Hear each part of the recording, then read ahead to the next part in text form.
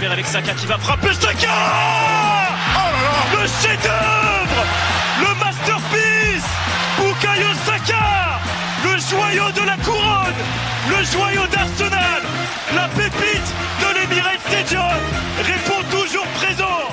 Année après année, saison après saison, le Big Boss, c'est lui!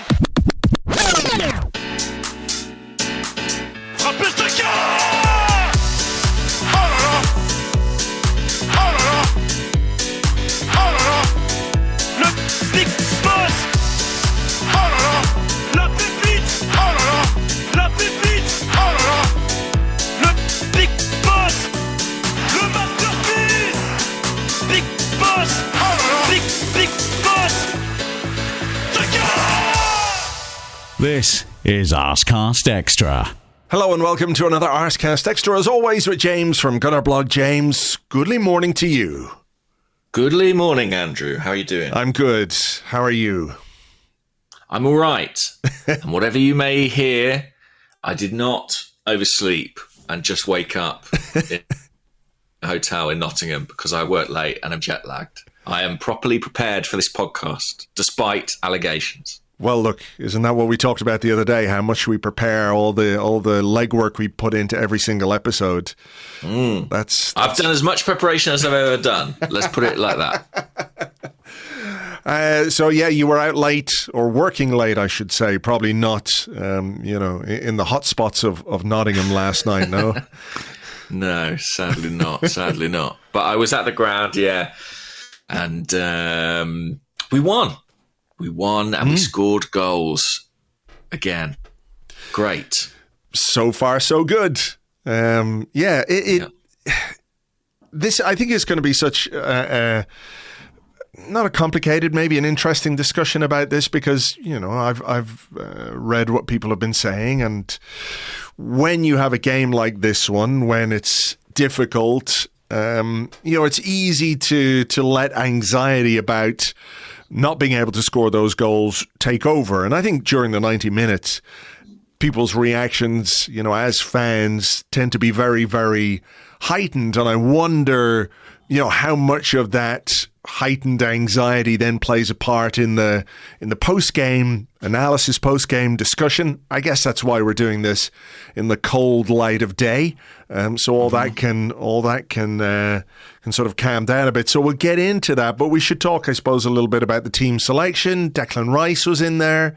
Gabriel was in there, despite some pre-game uncertainty about whether or not they would be available. But they were, and there was a surprise start, I guess you would say, for Emile Smith Rowe, which was, a surprise, but nice to see. Yeah, I wasn't surprised particularly about Rice and Gabriel. We know that they're very durable, those guys. And even though they've picked up little knocks or little twinges, I think they're two of the most reliable players in the squad in terms of their fitness. Jinx alerts, they won't play on Sunday. But Smith Rowe, that was a bit of a surprise to me for him to get the start. And I was pleased to see it because we've been talking about it a lot. Is he going to get that bit of trust from the manager? And he spoke glowingly about him, as he always does, before the game and after the game, but he actually took the action that we've been wanting to see and put him into the first team. So that was a big moment for him, I think it was, yeah, I think it was. And an encouraging one for him, and an encouraging one perhaps when you consider what Arteta had said pre-game about the January transfer window, how it wasn't possible to do deals. I think what he said really in those pre-game comments was more about the market in January and more about the quality of player that Arsenal would have been able to source or bring in, rather than a sort of outright unwillingness to do any deals. But he did include the word "yet," Andrew, for those who want to cling to a small piece of hope. There's a lot to cling on to. Obviously, the deadline is tomorrow at 6 p.m. So who knows? Maybe there'll be a massive surprise. But in the absence of any deals, it's really important that you utilize the full extent of your squad. And we talked about this, I'm sure, over the last few weeks. Is that when you think about players who could come in and could make a contribution, Smith Rowe was, pretty high on that list. So it was about whether or not we were going to see him given that chance. So I was really pleased to see him get the opportunity. And I think, despite the fact, he didn't get a goal or didn't get an assist, I think it was a tidy and quite lively performance from him. I was impressed with some of his movement and his sharpness in the first half, maybe in particular, especially in the context of the way Nottingham Forest set up for this game. Yeah, I was too. There's a lovely smoothness to Emile Smith Rowe that makes him a really attractive player to watch. And I thought we saw that exhibited at the City Ground. I was intrigued by Arteta's comments before the game about having one of the thinnest squads in the league. And I don't think that was a pot shot at the club chef or anything like that. I don't think that's strictly true, really. I just think he doesn't trust his full squad. I think that's more true. Maybe. I just wonder, was he referring, because I saw a lot of conversation about this, like how can you say you have a thin squad when you spend 60 odd million on Havertz and 100 million on Rice, and we've talked about the injury to Timber and how unfortunate that was. My reading of that, and I could be wrong, of course, is that I think he's just talking about availability at this moment in time, that he doesn't have Thomas Partey, he doesn't have Timber, he doesn't have Tomiyasu, he doesn't have Fabio Vieira. There are players who are just sort of not there, and particularly defensively, I think there is a thinness, if that's what you want to call it. I don't think it was as much about numbers or investment as availability. I think it would have to be, right? I think if you look across the league in terms of the amount of money that's been spent on the squad and the depth of quality that exists in the squad when the players are fit, I don't think it really makes a great deal of sense. So you're probably right. It's probably referring to injuries. But nonetheless, I think you've got to maximise your squad. You've got to make use of the players that are at your disposal. And I'm not sure he's always done that with Emile Smith Rowe. So I was pleased to see him play. Look, I don't think there's any point going sort of overboard about his performance. I didn't think it was, transformational or sensational, but I thought he looked positive and involved, and he suited the position quite well, given the very, very specific needs of the night, which was to try and drag Nottingham Forest out of their shape, because the pattern of the game was established very, very quickly. It really was. And I thought the comments from Nuno Espirito Santo after the game were very interesting, because he was asked about what he thought of the game overall. He said frustrated, especially the way we conceded after so much hard work that we've done, how organised and committed we were to blocking the game of Arsenal. We conceded from two moments that required more attention. The first half we didn't allow too many situations. We blocked the game. So it feels very much like this game plan was designed with Arsenal in mind, right? Or maybe this Arsenal in mind. And this is where I think it gets quite interesting.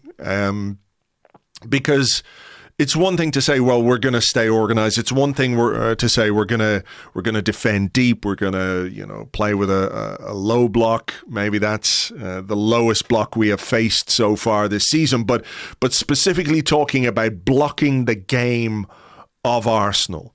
I mean, it seems to me there's a slight chicken and egg situation going on here, because I do think there are things Arsenal can do better.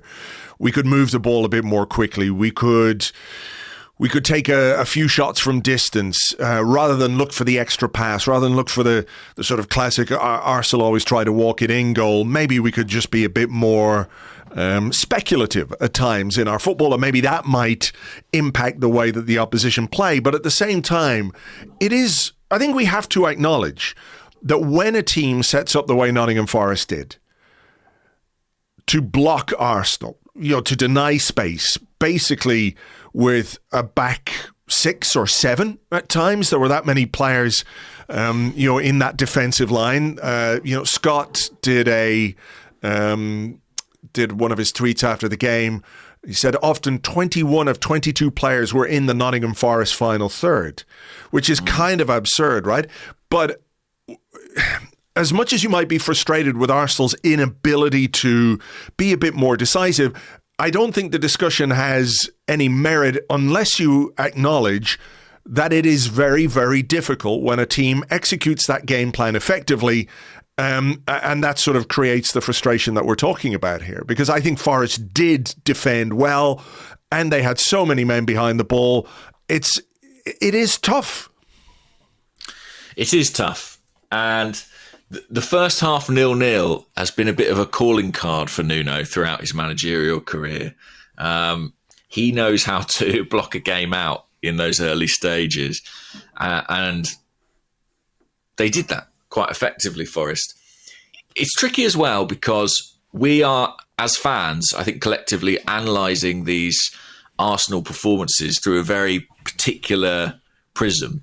I think the brief that we're setting at the moment is very specific. We kind of want to be convinced by Arsenal's capacity to break down deep blocks. So we're watching it through that lens, and the longer it goes without us doing it, the more those frustrations rise and the more the kind of hysteria potentially rises.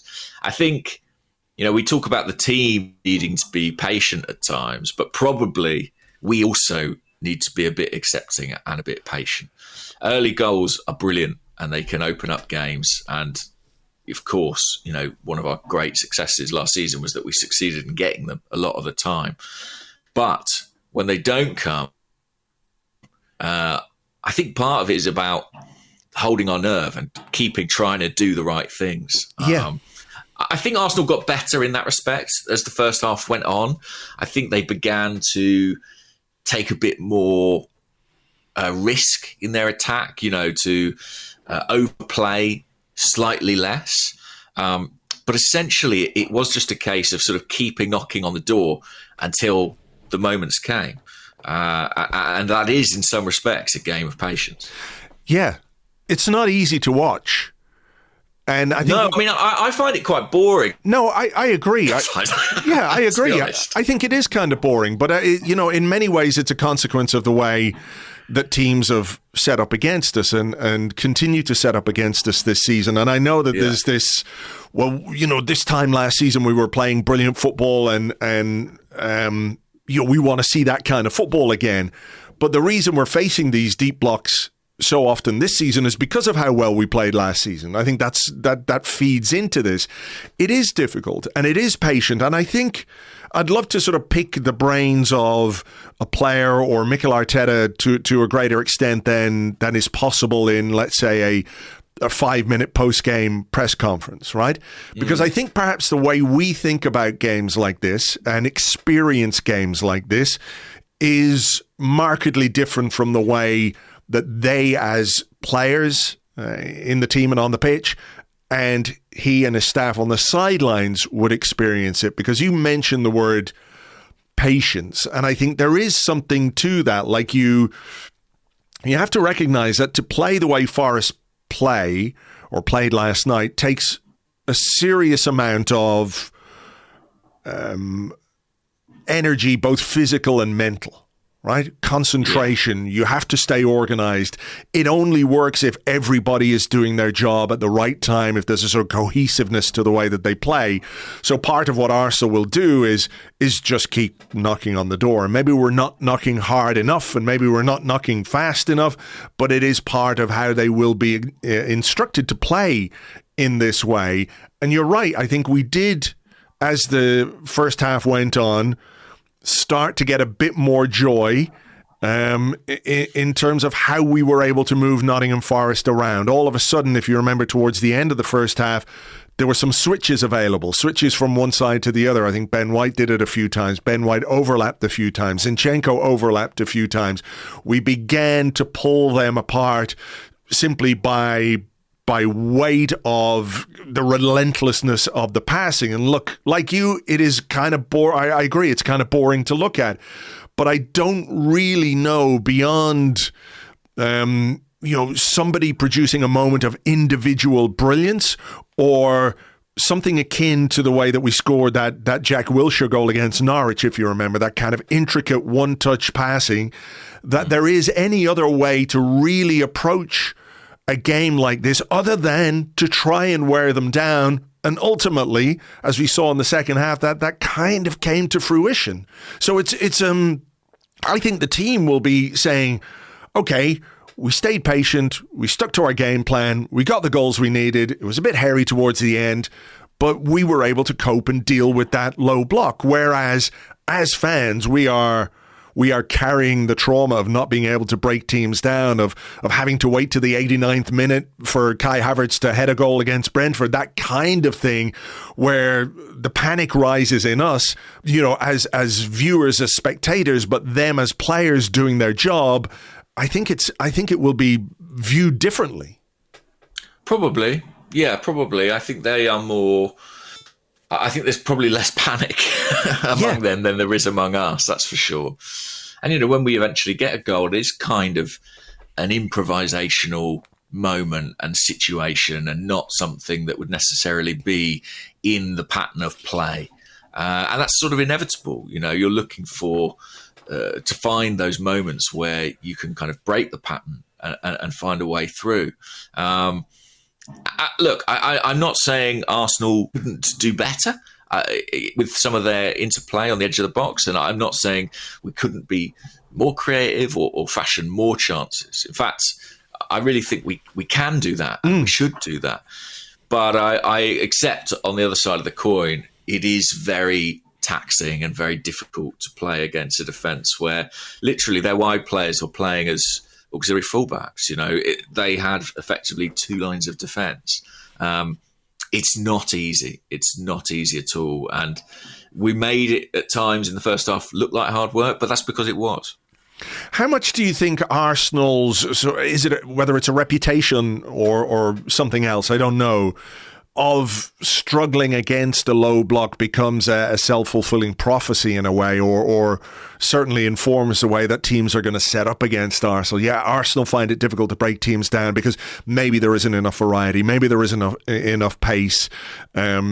I think that's another one where it's a bit chicken and egg. Like, how can you play really quickly when the opposition have 11 men behind the ball pretty much at all times? The only time you can play quickly is when the game gets a bit stretched, when you allow them to come forward, but being dominant in possession and being dominant in their half of the field means that doesn't happen often enough. But it might be a case that, the struggles that we have had at times this season make it relatively, I won't say easy, but when a manager like Nuno Espirito Santo is thinking about, well, what do I do in this game? How do I set up against Arsenal? The answer to him is obvious, because we have at times struggled against this kind of approach. Yeah, I think so. I mean, you're going to go back, aren't you, and watch a team's previous defeats in that season, and there's going to be some clear patterns there, clear things to learn from.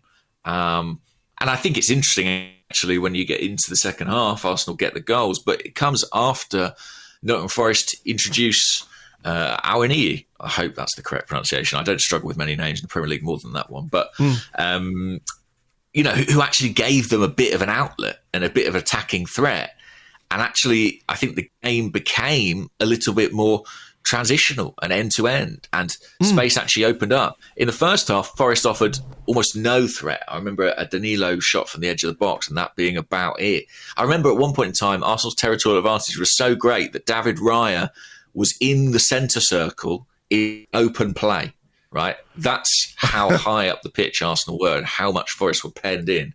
But in a weird way, it sort of suited them because they could just sit in, be organised, make Arsenal's life difficult. When they started to play with a bit of ambition, then obviously they were forced to by Arsenal getting the opening goal. It kind of proved their undoing. Yeah, I think that's fair. I mean, the first half, as we said, Arsenal ended it better than they started it. If you're looking for sort of encouragement about where a goal might come from, the dominance was obvious. I think at one point they put up could have even been like midway through the first half, and they put up a graphic on the TV that Arsenal had something like 125 touches or passes rather in the Nottingham Forest final third, and they'd had one in the Arsenal final third. So that tells you what way the game was going. There were a couple of moments, I think. Smith Rowe got into the box and played across for Jesus, which was which was deflected not far over the bar. And then towards the end of the half, there was a Bukayo Saka shot, which deflected off a defender and just wide with Matt Turner going the other way. I don't think he would have got there had it crept inside the post. But that was kind of it. But there were moments as well where I think you could say, if Arsenal had maybe tried a bit of a pot shot from inside the area, if we tried the first time cross, if players might have been a bit more inclined to use their weaker foot, there might have been a little more opportunity in that first period. Definitely. And I think it was about 35 minutes into the game. There was quite a long break for an injury. Forest player went down. And there was a lot of coaching going on in that time. The whole team came across to the subs bench. Albert Stubenberg had a long conversation with Zinchenko about his positioning, about his use of the ball. Arteta was speaking to the team with typical intensity. Yova was talking to Smith Rowe. There was a lot happening in that period, and I do think Arsenal picked up a bit after that. That Saka chance that you mentioned, which went just wide of the post, it came from a moment where Zinchenko, instead of sort of standing on the ball and looking for the perfect pass, just kind of knocked it into the box, into a bit more of an area. And I think, there was sort of a lesson to be learned from that. Arsenal, they were a little bit almost too precise, I think, in what they were doing for most of that first half hour. Sometimes you just got to play the percentages, you've got to take the chance. And when Arsenal did that, they found more going for them. I mean, think how many goals in the Premier League come from a ricochet in the penalty box, a bit of a deflection that falls to a player in the right place at the right time. Well, look at the Forest goal. That's well, exactly, yeah. That's exactly a case in point. And I think you've got to take a bit more of a gamble sometimes. And even, to be honest, the goal we eventually scored in the second half, I sort of think exemplified that. So, yeah, let's look at those goals, or let's look at the second half in a bit more detail. The game immediately settled down into the same kind of pattern. We did have corners. We've talked a lot about Arsenal's set pieces and how effective we've been. I didn't think the set piece delivery last night was anywhere near as good as it has been in previous games. Matt Turner caught about 3 or 4 Bukayo Saka corners, which, I don't think he should be doing. I think Saka can deliver better than that. But we had a very big chance, 57th minute, when one of those slightly more intricate moves that I mentioned in the first half actually came off, and Gabriel Jesus was through on goal with just Matt Turner to beat. Given the way that he actually scored the goal, I don't know that we can use the angle of the shot as an excuse for him not putting the ball in the back of the net there. I really think he should have scored in that position. Yeah, I'm just watching it back now. I mean, it was a really nice move, wasn't it? Ben White into Saka, back heel to Odegaard. Lovely from Odegaard to find Jesus. And yeah, Jesus, I don't know, do you think he goes for the wrong post, maybe? I'm not sure. I wonder if it might have been on for him to just go for the far corner rather than trying to tuck it in the near post. But I think you want to see him score there. It's obviously a matter of inches, but those can be pretty crucial inches in this division. So yeah, you'd like to see him score. Obviously, he made it up before too long. You sometimes wonder about Gabriel Jesus. Like, is this going to be one of those nights for him where he's really effective in everything he does apart from that final action, the job of centre forward, of putting the ball in the back of the net? And then there was, just after that, I think he had a lovely turn in the box. It reminded me a little bit of that. Do you remember the goal Kanu scored against Spurs, where he lifted it over the defender's head and then just whacked it in? It was not too dissimilar from that, where the touch and turn to get away from the defenders was excellent. The finish, wayward, well over the bar.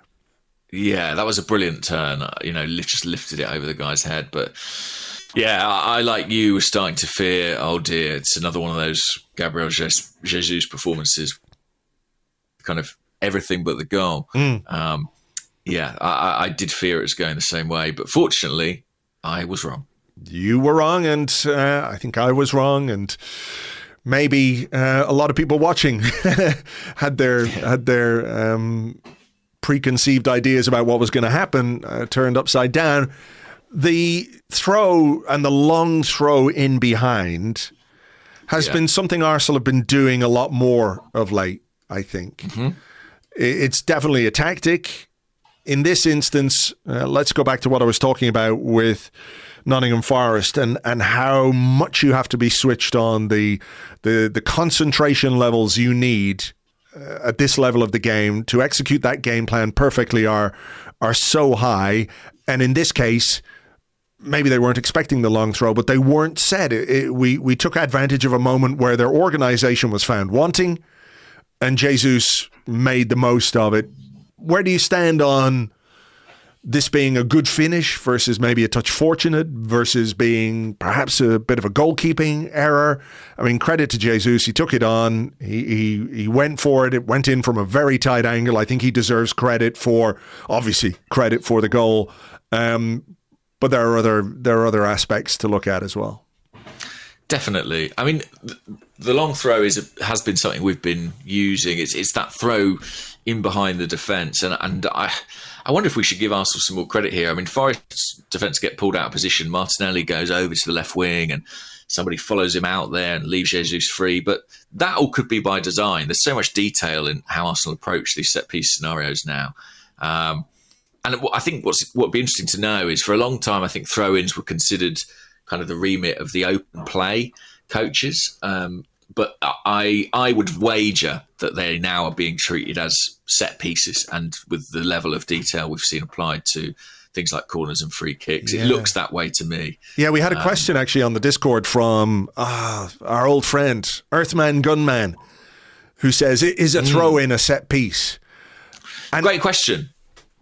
I think there's, we saw, remember when Liverpool hired a throwing coach and everyone was like, what are they doing? Throwing coach? Any old cunt can throw a ball in, but there is more to it these days. And I know that Arsenal's throw-ins have come under some scrutiny, but it feels like a very deliberate tactic that's been introduced over the last little while, this long throw in behind. I don't think we've got anyone who's, they're not Rory delapping it over the defence or anything, but it's a way of trying to unsettle and pull a defence that's probably been well organised, pull them apart a bit.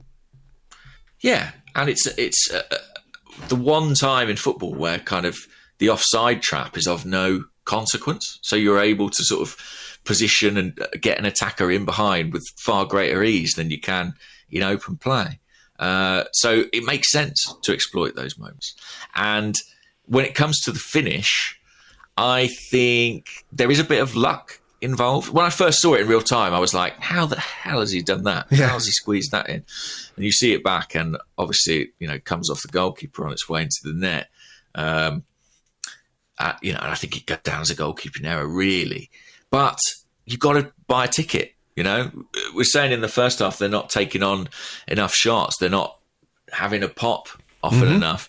That's exactly why you do. Because sometimes it does, hit the keeper and end up in the back of the net.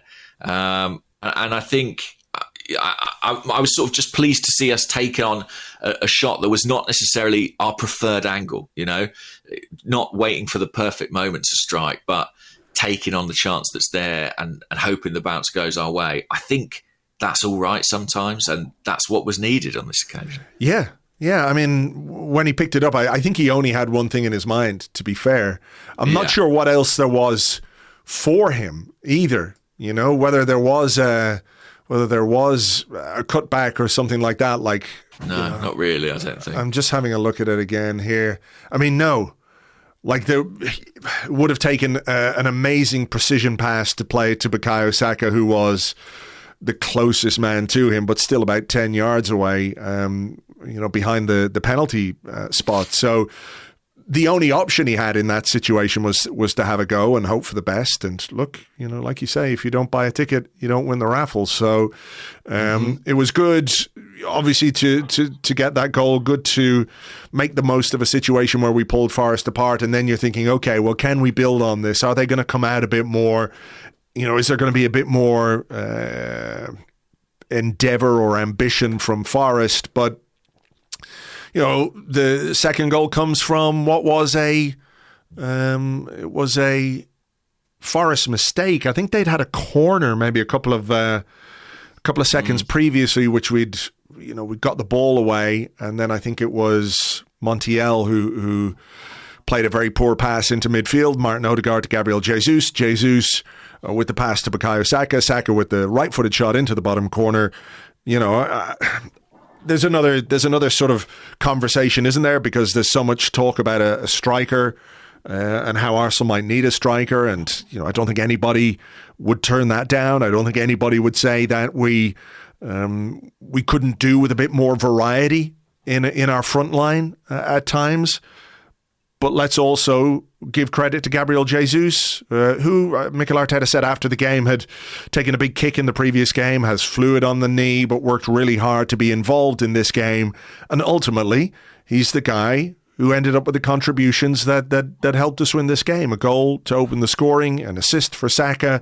That's a big performance. If we'd signed a 70 million, 80 million, whatever striker and brought him in, he'd done that in this game, people would be saying, there you go, there's some money well spent. No, that's fair. And speaking of variety, Kai Havertz was on by this point, and he did play a part in this goal as well. Won an aerial challenge in his own half that sort of put Forest on the back foot and led to that Montiel miscue. And yeah, look, it was actually great to see how efficiently Arsenal pounced on the opportunity they'd been given. Actually quite reminiscent in some ways of Martinelli's goals against Palace, counter-attacking opportunities against opponent who are having to slightly chase the game and just being really decisive and ruthless. And they got every pass spot on. Odegaard to Jesus into Saka. And I love that finish as well. Right foot from Saka, back across the goalie, back among the goals. And to score that second goal I think it was within 5 minutes of the opener, there were big celebrations on the bench because it really just sort of put Arsenal in a commanding position, a position where ultimately, they were able to have a late scare and still survive, which I think away from home in the Premier League, you're going to get sometimes. But that second goal following on the heels of the first, I just think really settled everyone down for the majority of what remained of the game. Well, as it turned out, it was a really, really important goal because, Forest did get one back. I was doing the live blog and I was sort of tempted to say, well, I think Arsenal are just going to control this game with the classic 300,000 passes. And just after I was thinking of saying that, Forest scored a goal. This is an interesting one to analyse. Because the long diagonal over the left back, as I called it today in the blog, it's Zinchenko's kryptonite is what I think I would call that. Because, when he's actually facing play and there are aerial balls to be won, I think he's pretty good. Zinchenko. I think the numbers don't lie on that. I think he wins his fair share of challenges. He's got a good spring. Yeah, he really does. But this ball over the top, the diagonal ball over his head is one that's caused us some problems this season. It has been a weakness. I think as well there is an element of chance to this goal, the way it breaks for Awoniyi. Saliba, for once, isn't as strong and effective in the challenge as he usually is. He usually wins those, but the striker is big and strong and bumps him out of the way. It falls very kindly for him. I think from there he's always going to score. Don't think you can ask much of the goalkeeper. So there's a touch of bad luck, but also when you look at it as well, when they're looking across the line as they're checking for the offside, there are three players in a perfect line. Ben White, Saliba and Gabriel, and Zinchenko, perhaps mindful of the fact that this long ball over the top is something that has been a bit of a problem for him, has dropped off a little bit. So where do you stand on this one? Where Zinchenko not holding his line? Should he have done a bit more for the header? Were we a bit unfortunate? Should Saliba have done better in the middle? It's one of those where I think this is a sort of a touch of randomness to it, but a touch of Arsenal culpability as well. Yeah, I think, to be honest, I think it goes way back. When you look at where that long diagonal ball is sprayed out to the wing from. I think Mikel Arteta might look at that and say, that player's given too much time, on the ball to look up, pick that pass and play it in behind. I think you've often got to look at the source, right? And I think maybe Eddie Nketiah could have been more on his toes and closed that space down. From there, yeah, I guess, you want Zinchenko to be holding the line. It's almost like there's a bit of an insecurity in him about that vulnerability. And so he's going back towards his own goal. Maybe that's what he and Ben White were having words about after. We'll probably never know. But I think we also have to call it as it is and say Saliba, I think, makes an error there. Yeah. We don't say it often, but there was one in the first half where he gave the ball away and had to make a good recovery challenge and did. And this one here, I think he just gets caught under it. I have to say, I obviously didn't have the benefit of the replay watching it live, and I think I thought it was Ben White. I'm so not used to seeing William Saliba, caught out in that way. I almost couldn't believe it was him. But looking at it now, that's a defensive error, and they pounce on it. He always seems to get his goal against us, doesn't he? Yeah, I mean, there were shades of the game at the Emirates earlier in the season where they scored, and he scored a late goal, and then what was or felt like a fairly comfortable lead was all of a sudden a bit hairy, and that was the case again last night, where a moment can cost you 2 points if something else happens after that. As it stands, I think we dealt pretty well with the final few minutes. I enjoyed Trossard, the way that he, great.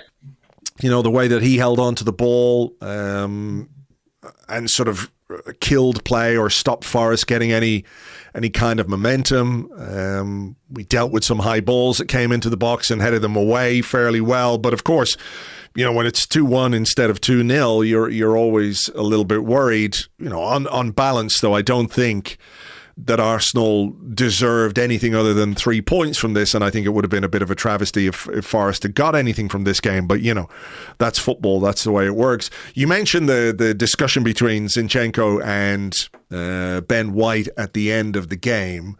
Yeah. What did you think of that? Mikel Arteta was keen to sort of accentuate it as a positive thing. Saying, I love it. This is the way players are holding each other accountable. We didn't defend well enough. All of that. But yeah, I mean, bit of spin there, I thought. Yeah, a little bit. I mean, was it something that Ben White took issue with Zinchenko rather than William Saliba in that situation? Yeah. I mean, I guess, you don't see too many people pointing fingers at William Saliba too often. I would say, though, I'll let you finish now in a second. I would say, with the best will in the world, that Zinchenko is probably more annoying than William Saliba. And maybe it's sort of a very unusual thing for Saliba to get caught out that way. Whereas if Zinchenko has dropped off the offside line that the others have worked hard to keep, then I can understand why that would be maybe a bit more frustrating for Ben White. Totally, yeah. The structural stuff is the stuff, that you expect everyone to adhere to. I mean, I thought Arteta, there's a few images of him on the pitch at the time looking slightly less thrilled about the kind of public falling out. And then he went into his press conference and said, I love it. I think it's brilliant. And I think that's quite a nice line, to be honest. And when you've got 3 points and you don't want anything to detract from that and destabilise the group, I think that's absolutely the right thing to say. I'm sure that behind closed doors, his attitude would be more, that's a conversation for the dressing room, not out on the pitch. Yeah. And I think he's right about that. But do you have any issue in general with players showing that kind of, I mean, there's a line, isn't there, between, okay, keep this indoors, have that discussion in the changing room, versus right, I'm very frustrated at this moment in time. Some people will say, it's a bit of passion, it's heat of the moment. I think it happens at every level of football. Players on the same team disagree and have moments. And ideally, I think you would like to see it happen behind closed doors. That's a discussion you could have calmly and everything else. But, it happens with such frequency at pretty much every level of the game that these things happen and they're forgotten about and swept under the carpet pretty quickly. Like, I don't think it's a big drama in any way. No, I don't either. And, we know that Zinchenko can be quite emotional. We know that Ben White can be quite spiky. I don't think we need to read a great deal into it. I think Arteta actually played it really well, because he turned something that could have been really perceived as negative and made a few headlines into a positive. And I think that's good management and good sort of use of a press conference. So overall, a good win at a ground where we've had some difficulties in the past. Do you think that, for all our, going back to what we were talking about at the start, for all our anxiety as fans about the difficulties of breaking down a low block, the positive from an Arsenal perspective for the players, for the team, for the manager, will be that they did manage to do that they stayed patient, stuck to their game plan, found the goals, potentially could have scored maybe one more, along the way, which would have made it a lot more comfortable, that, they, after a period where results weren't good, have got to start building a bit of momentum in terms of results and wins, because, the margin for error is not there because of, what happened over the Christmas period. So they're looking at it going, okay, that was tough. It was difficult. We can do better, but we've taken 3 points. Job done. Let's close the lid on this one and move on to the next one, which is going to be very, very difficult, probably in different ways. Yeah, absolutely. I think, a few weeks ago we were lamenting our inability to break down defences, but we weren't putting the ball in the net. We are at least scoring goals and winning games here. And I think it was a really important one, actually, in the context of the week. When you think about the game we've got on Sunday against Liverpool, going into that off the back of 3 points was really important, generating some momentum, because that is... I think given the timing of it, start of February, I think it's really got the feel of something that could be season defining. Win, and I think we're very much in it, and we can talk about a title race with some credibility and conviction. And I think lose, and it will look difficult, and it will affect, I think, the complexion of the remainder of the campaign. So I think it was so important to set that up right, and I think we've set it up beautifully, and it's a huge game now. Yeah, it really is. More on that game a bit later in the week. We will we'll preview it over on Patreon, of course. All right, let's take a little break here. We'll grab a cuppa maybe and come back with your questions and more in part 2 right after this.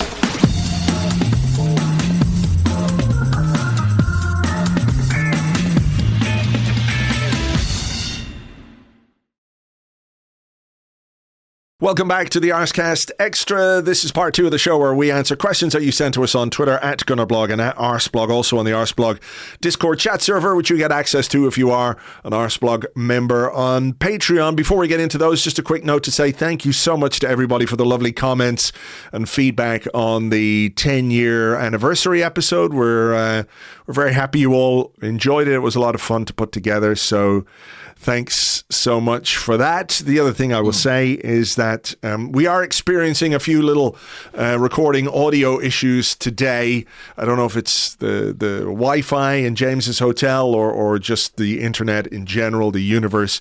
So we're probably going to keep this question part a little bit shorter than usual, because there's going to be a lot of post-production to do on it, and I'd like to get this podcast out for you at some point today.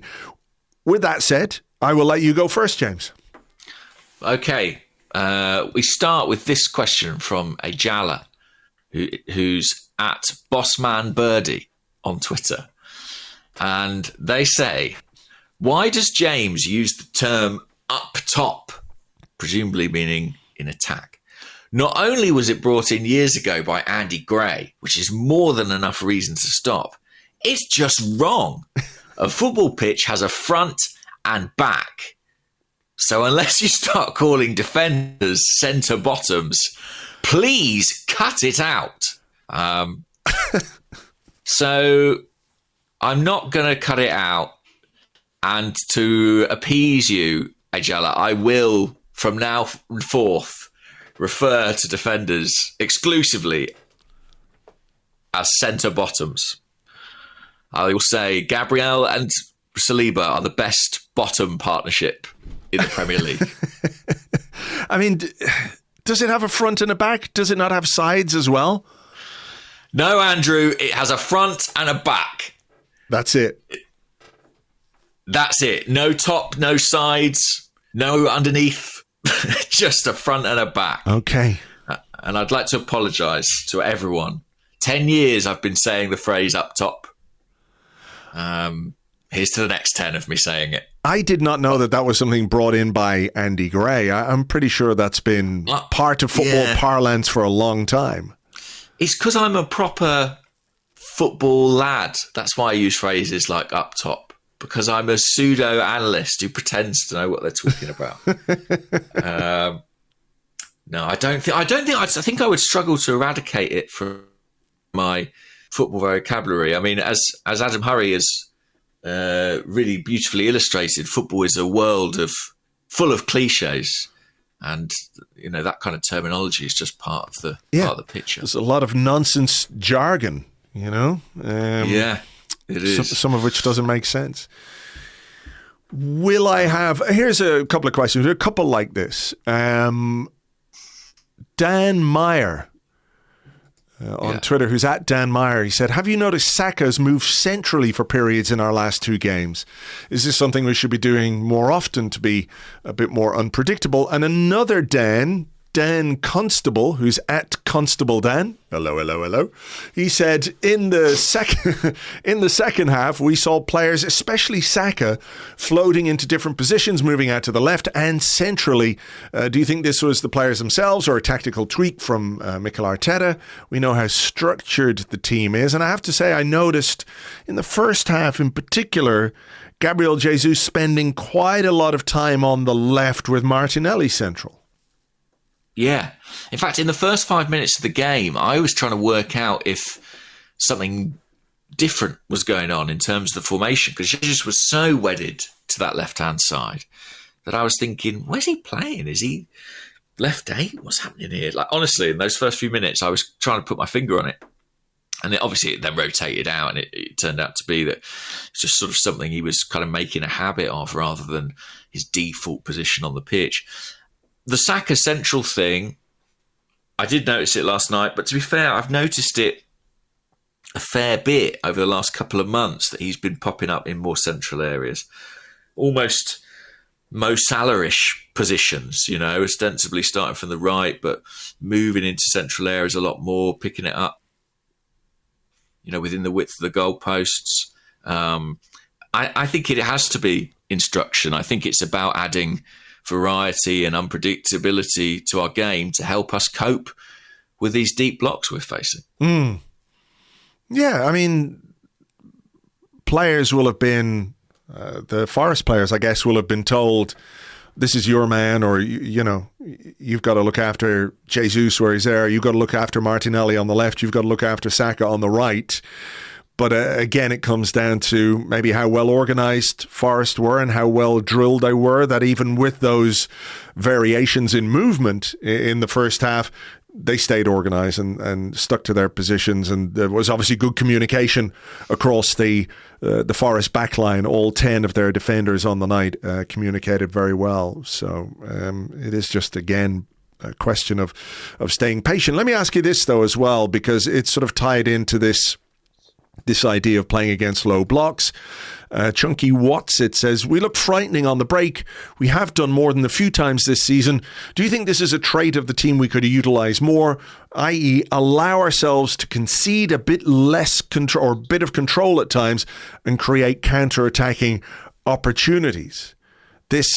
The control and dominance thing is very good if you don't want to concede goals because the opposition can't have the ball. But if you are really good at moments of transition or moments on the counter-attack, is part of the game plan perhaps not just sort of kick it to them and let them have it, because that's not how football works, but maybe trying to find a bit more of a balance there? Yeah, that's a really fascinating question, I think, because it kind of goes against the grain of what Arteta has tried to do with the team this season.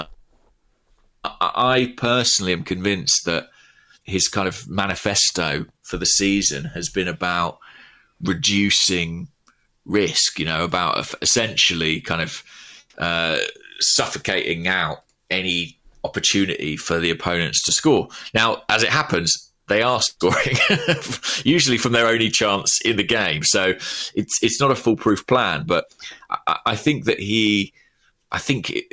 sort of like eradicating our defensive vulnerabilities has kind of been, certainly for the first third of the season, his priority. That's my best guess. Whether he would sort of shift from that to become a bit more of a kind of end-to-end transitional team, I don't know. But I think that's what we were for quite long, for certain periods last season. And it made for some quite chaotic games that were exhilarating, but also shortened all of our lifespans by several years. So it's a really tricky one, because in some ways I have to be like really clear. I would probably rather watch that. Like, I don't find our style of play, it's not particularly to my tastes at this point in time. I do find it quite sort of staid. Yeah, a little bit. And I know the opponents play their part in that as well, as we discussed in part one. But, I don't mind a bit of chaos. It's kind of what I love. But of course, with that comes the risk that it goes against you. Yeah. And those margins don't fall in your favour. So it's really difficult. I think actually the way we're playing now is the way that, the very, very, very, very best teams kind of do play a lot of the time. And I think that this problem that we have of sort of breaking teams down, it's going to be an ongoing thing. I don't see us deliberately reverting to a more open style of play. Do you? No.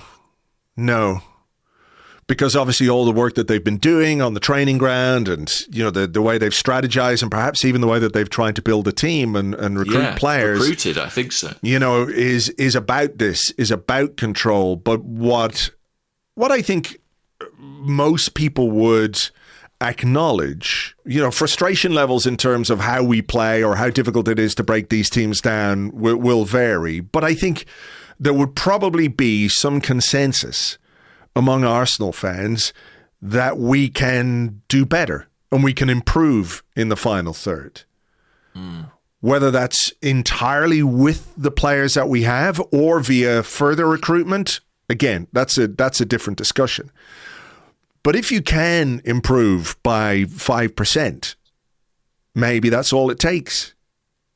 Maybe that's all it is to become much more incisive, to create more chances, to make it more difficult for the opposition to stay as organized as they do. And whether that is, I think what's fascinating about it is that there is clearly a strategy on the collective and the collective structure of the team and control and all that kind of stuff. And what it feels like we might need to go a step further or take a step forward is just a bit more individualism.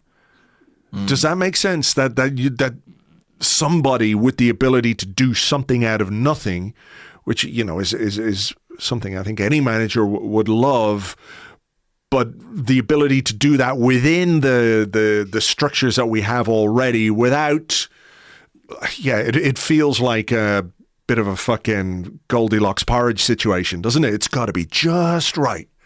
Just right. That player, for Mikel Arteta, this is what I'm saying, he's probably got to find, his Goldilocks attacker to give us that. So I'm with you, and I think most people would say the football this season has not been as exciting as it was last season. It's not as captivating, but we're second in the league. We're in the Champions League again. We're by any measure, and particularly in comparison to some other big clubs in the Premier League, we're in very good shape. So, I suppose Mikel Arteta would say this is working.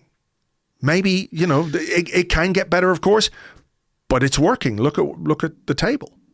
Yeah, I think fundamentally he believes it's more sustainable. I think, and probably less scintillating, but I think that is what he believes. And one thing I would add is that, maybe it is as simple as early goals change things. If you take the lead early, it forces the other team to slightly adapt their game plan, and suddenly opportunities open up and space is created.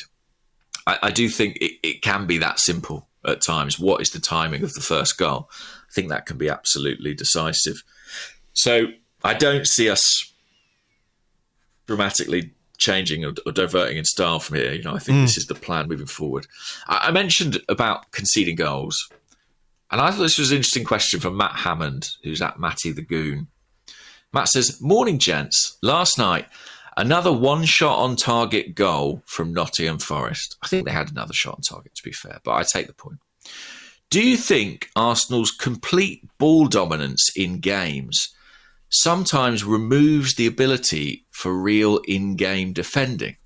And then he adds, "I think Forest had one final third pass in the first half." I find that interesting, the idea that the fact that we do so little defending in games, does that mean that when we're forced to, we almost find it more difficult? Yeah.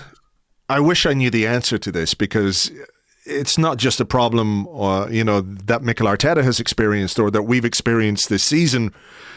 I just wonder, is it a consequence of,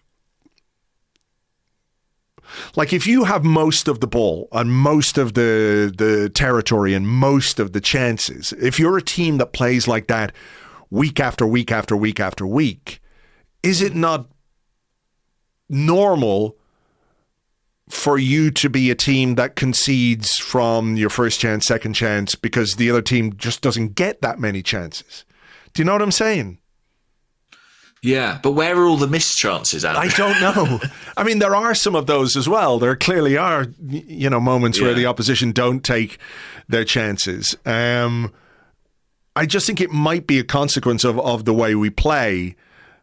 But also, when you lay it out like that, okay, Arsenal have X amount of shots and the opposition scored on their first shot. I don't know. I'm sure Orbinho has a doom stat about this somewhere, about how, Arsenal are the team that concedes the most first shots on goal. But I don't have the answer above and beyond the fact that you are dominant means the opposition gets so few chances. Maybe it's to do with the quality of chance they get. Maybe it is to do with the concentration levels or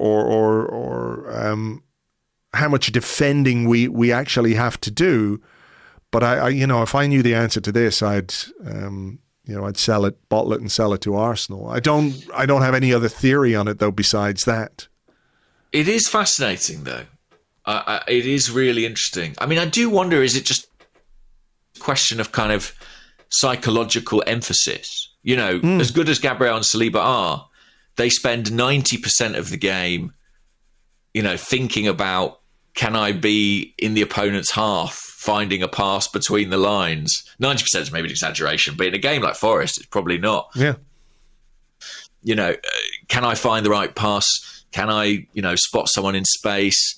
And they're very much focused on that side of the game. So maybe switching to defensive mode is difficult. It's interesting because, we've seen less capable defenders for Arsenal. I'm thinking about, for example, when we won the FA Cup in 2020, dig in and, turn in a really good defensive performance where they've sort of been backs to the wall, last man, throwing themselves in front of the ball. Regularly see worse teams than Arsenal produce effective, organised defensive performances quite like that. And is that just a question of mentality and emphasis? And today we're going out to do this? I don't know, but clearly something is going on. And because David Raya, his shot-stopping numbers last year were really, really good for Brentford, right? And he's come into this Arsenal team I think they were pretty much the best in the league. You know, he made a huge amount of saves, really good save percentage. He's come into this Arsenal team and his numbers are much lower. He's conceding a much higher proportion of the shots on target that he's facing, and they're numbers that bring him into line with Aaron Ramsdale, who's in the same position last season. So there's something about... I personally don't believe that, you know, he's just half as good a goalkeeper as he was last season. Yeah. I think there's something about the type of chances that we give up that means more are taken. Yeah, if you're a goalkeeper facing a load of shots, your shot stopping is probably going to be higher. We've seen plenty of goalkeepers like that who are great shot stoppers because they're just bombarded every single game. And even if you do let a few in, the amount that you're saving means that your stats are higher. You know, there are. I think we ask a lot of our two central defenders as well when you look at where they play and how many touches on the ball they have. I think Saliba and Gabriel both had over 100 touches on the ball last night. Again, it's a consequence of how we play, but I can't find the stats right now. I have them here now. Hang on one second. Player stats. Touches, 107 for Gabriel, 102 for William Saliba, 123 for Zinchenko. Many of those were in the opposition half, of course, and Saliba and Gabriel are, you know, they're standing close to the halfway line waiting for passes and looking to make passes rather than being, you know, what's a good example of this? Here's a good example of this. When Leicester won the league, they had Wes Morgan and Robert Huth as their central defensive partnership, who basically just stood on the edge of their box and headed things away over and over and over and over again. And probably the two of them hit a very rich vein of form in that season. But could Wes Morgan and Robert Huth do what Gabriel and William Saliba do? No. So it's about how those defenders gel with your overall style of play as well, I think. True. But yeah, it is a head scratcher, definitely. If someone could, you know, define it and pinpoint exactly why it is that, you know, half the shots we face seem to end up in the back of the net. Yeah, they get a very well-paid job as Mikel Arteta's new assistant, that's for sure. Yeah. Master Johnbury says, Albert Sambi Lokonga has had 2 assists in his last 4 starts for Luton. His loan hasn't gone according to plan because of injuries, but he's doing all right when he plays. Is there any hope that he can have a career at Arsenal, or can we recover a good chunk of his transfer fee in the summer? Yeah, I think he's doing well at the moment at Luton, from what I hear. They had a fantastic result last night. Yeah, unbelievable. Was it 4-0? Something like that. Yeah, 4-0. Yeah, incredible. I mean, you know, I think, yeah, he's really finally fit and playing regularly for Luton, which is a positive. Do I have much hope of him having a career at Arsenal? Honestly, not particularly. I don't think so. But yeah, could be an opportunity for us to make some money in the market. I mean, I'm just going to have a look at the Premier League table now. Luton are still, you know, what are they? A point outside the relegation zone. I think they'd still be among the favourites to go down. And if they do, are they going to be in a position to buy Sambi from us for big money? Probably not. But could his performances attract another Premier League club? Have to hope so, because that's the only league with any money. Mm-hmm. That's true. And, you know, I think Luton will be looking at what happens with Forest and Everton again, of course, because you know, that could be a real, not lifeline, but could be a real boost for their survival hopes. Either way, I think considering the way they started the season and where they are now, I think Rob Edwards and Luton deserve quite a lot of credit, you know, because they looked completely out of their depth at the start of the season. And as it's gone on, they have, you know, they've looked pretty good. They've had some good results. We know how difficult it was for us to go there and get a result and get the 3 points. Very, very late Declan Rice goal was the difference on the night. There was the chaos football that you mentioned a bit earlier. Like, what do people prefer? What do people prefer? That because the late goal gives you that rush of jubilation and celebration at the end? Or, how do people feel about the chaos football if we didn't get that goal and it ends 3-3? These are the fine margins, Serenity or chaos? Yeah, what do you prefer? Serenity now! Yeah. Yeah, good point on Luton. I think they're doing well. I think he's a good coach, good manager, and seems like a good guy as well. So I wish them all the best. And I'm pleased to see Sambi playing. That's the main thing. He missed a lot of football, and it's been a bit of a tricky time for his development. So glad to see him back and feeling a bit more confident. Yeah, I think you're right, though. I think it is going to be, a good loan spell at Luton. The best case scenario for all concerned is that it raises his profile, raises his price tag, and somebody's willing to pay Arsenal the money for him in the summer. I think so. What about this one? Big Red Arsenal. They say, why do you think Emile Smith Rowe is no longer considered an option out wide? He looked sharp going forward last night, but he wasn't great off the ball. Given how Martinelli has struggled against low blocks all season, could Smith Rowe be a good alternative? I mean, it's a really difficult question to answer because he hasn't just been not an option out wide. He hasn't been an option anywhere for a long time. So I don't quite know. I mean, I think he's capable of playing that way.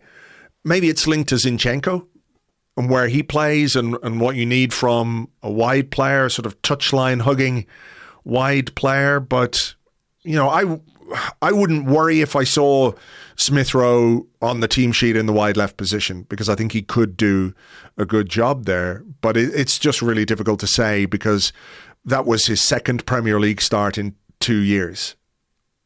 And I think that means you don't have the range of information that you need to be able to make a definitive judgment as to why he hasn't been playing in a particular position, because he hasn't been playing in any position, really. Yeah. It is interesting. I mean, because he played that position with great success for a long time. And he hasn't figured there for a while. I do wonder if the Zinchenko point seems to have some merit to it. I think of games where Martinelli was sort of herring back to bail out Zinchenko. Do I see Smith Rowe doing similarly?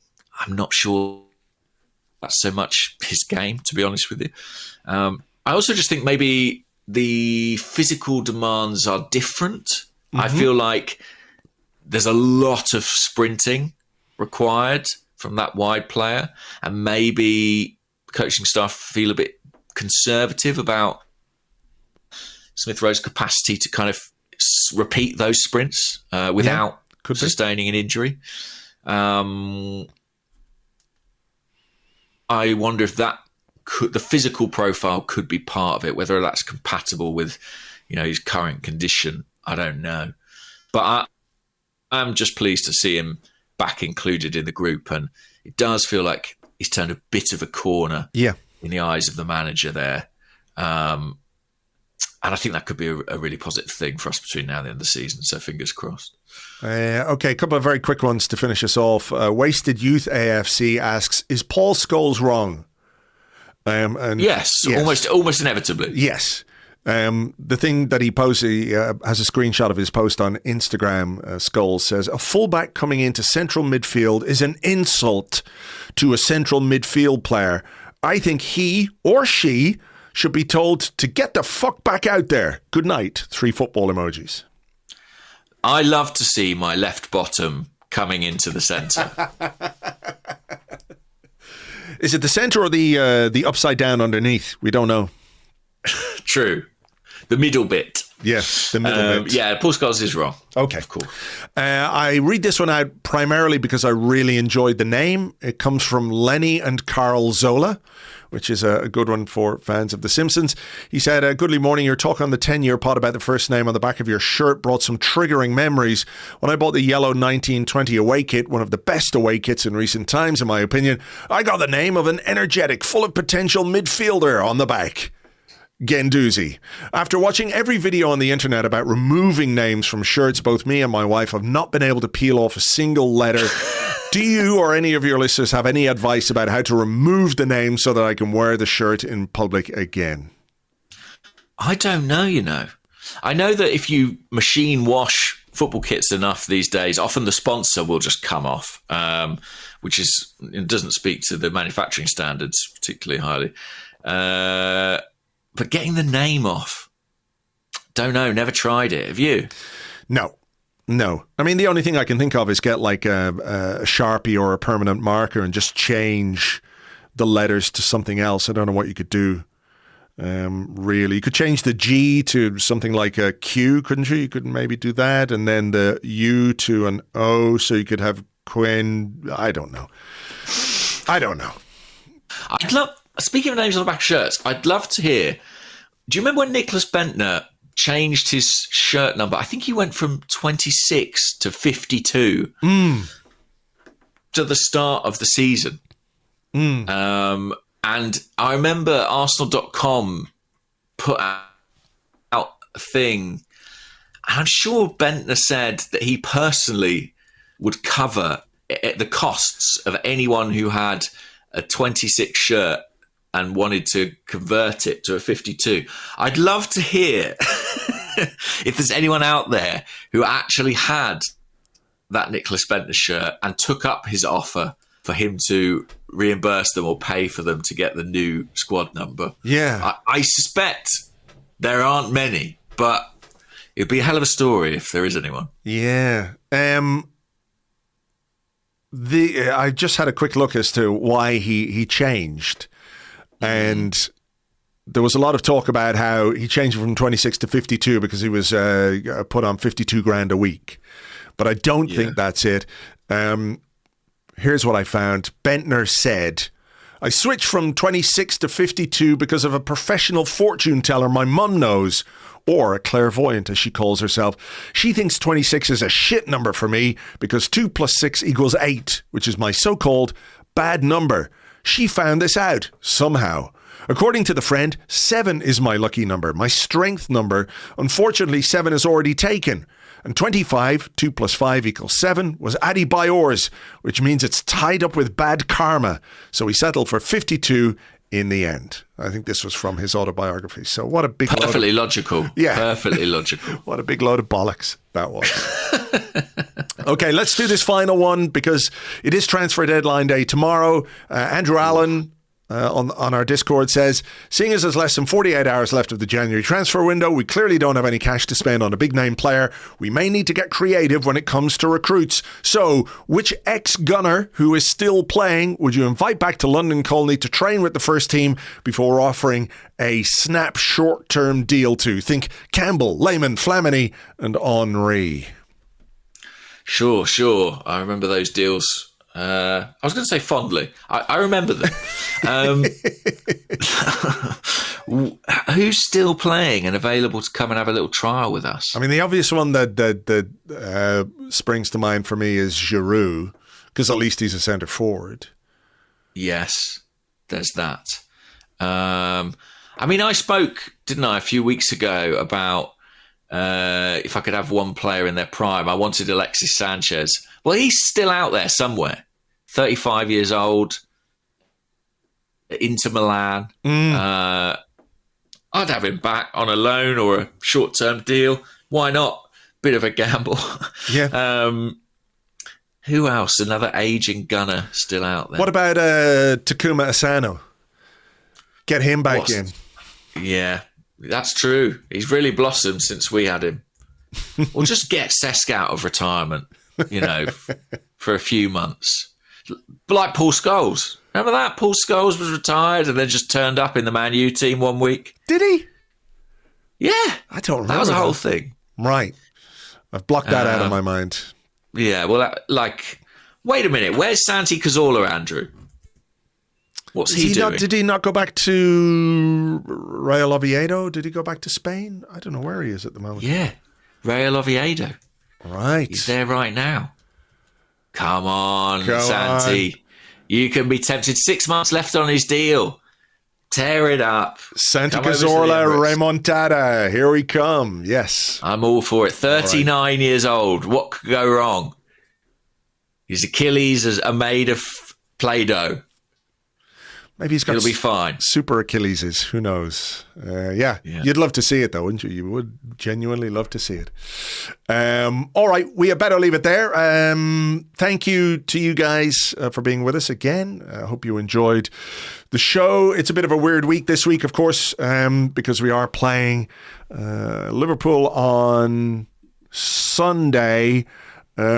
But it leaves us a bit, because we've done this Arsecast Extra, it leaves us a bit short of Arsecast content for Friday. So we're probably going to leave that. However, we will have an episode of the 30 for you on Patreon, and we will do our preview podcast for you on Patreon on Friday as well. So please do join us for that. In the meantime, take it easy, and we will catch you on the next one. Bye-bye.